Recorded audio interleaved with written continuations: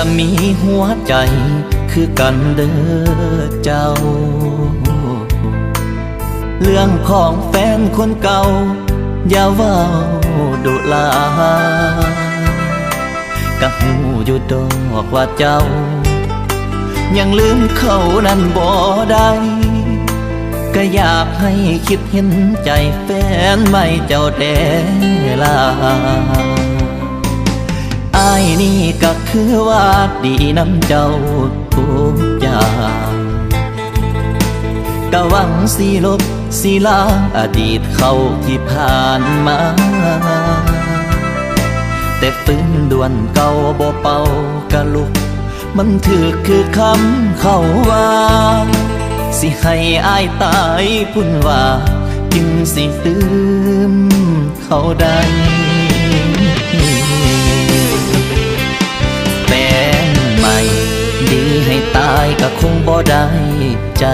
เจ้าคนเป็นแฟนเก่ายังครองใจเจ้าอยู่ทุกวัน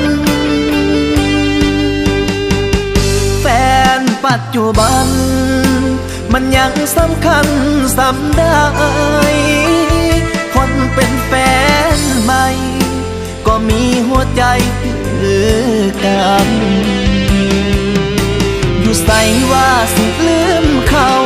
ก่อนที่เขาสิมาคบกันสรุปอ้ายเป็นใดเพียงไม่กันมาเท่านั้นพอใจเจ้ามันบ่ลืมแฟนเก่าอีกดนปานใดน้อเจ้าจึงสิลืมเขาคนนั้น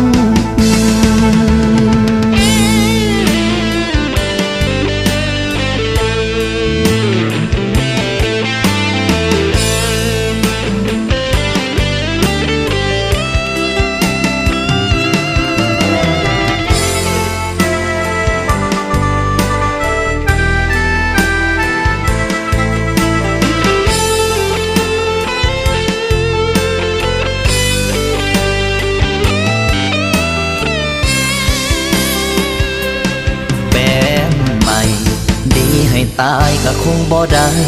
ใจเจ้าคนเป็นแฟนเก่ายังครองใจเจ้าอยู่ทุกวันแฟนปัจจุบัน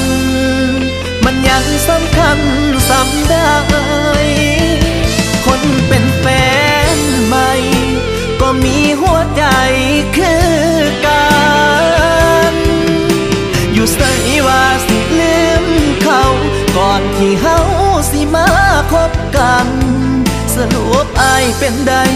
เพียงไม่กันมาเท่านั้นพอใจเจ้ามันบ่ลืมแฟ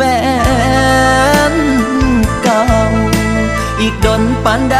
น้อเจ้าจึงสิลืมเขาคนนั้นคันบ่ฮักก็คือบ่บอกกันดีมาตัวกันจังสิมันเจ็บผู้บ่คันความดีอ้ายมันยังมีบ่พออ้ายก็สิขอคืนใจให้เจ้าหากแฟนไม่จังอายมันบ่ดีสังขารก็กลับไปเอาแฟนเก่าซะ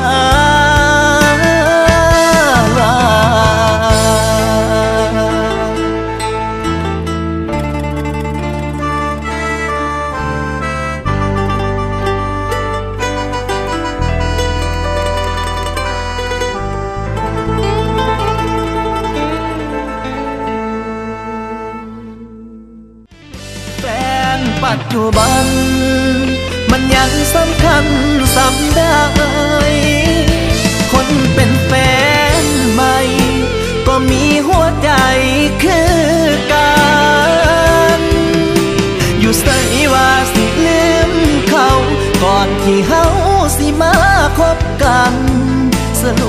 ายเป็นได้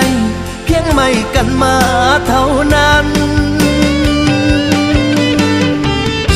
พอใจเจ้ามันบ่ลืมแฟนเก่าอีกดนปานใดเนาะเจ้าจึงสิลืมเขาคนนั้น